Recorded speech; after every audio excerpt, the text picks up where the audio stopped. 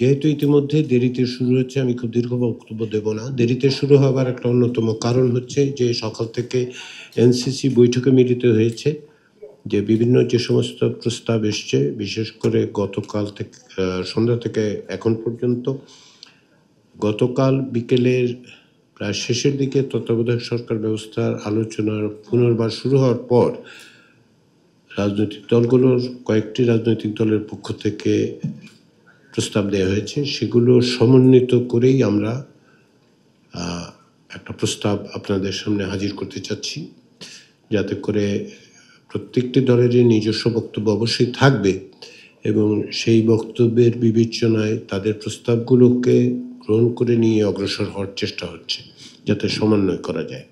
সেজন্য খানিকটা দেরি হয়েছে, কিন্তু আমরা আশা করছি যে তাতে করে হয়তো পরে আলোচনাটা সহজতর হবে।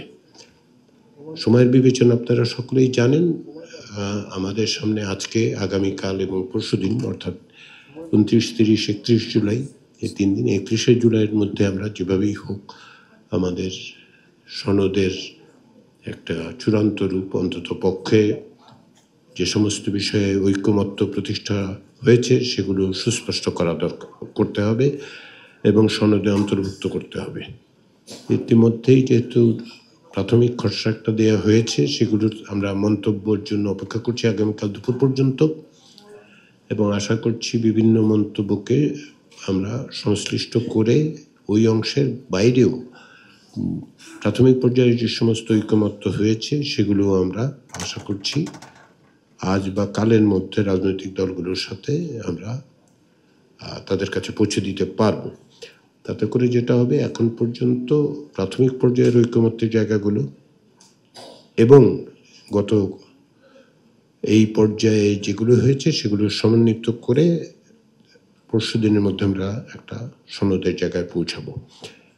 তো সে কাজে আপনারা প্রত্যেকেই আন্তরিকভাবে সকলে চেষ্টা করছেন। সবচেয়ে বড় জিনিস, আপনারা কমিশনের প্রতি রাজনৈতিক নেতৃবৃন্দ যে সহনশীলতা প্রদর্শন করছেন। সময় দিয়ে আমরা দেরিতে শুরু করছি, কিন্তু কাজের মধ্যে আছি, সেজন্য আবার আন্তরিক ধন্যবাদ সবাইকে। আমি এই বলে আমার বক্তব্য শেষ করছি।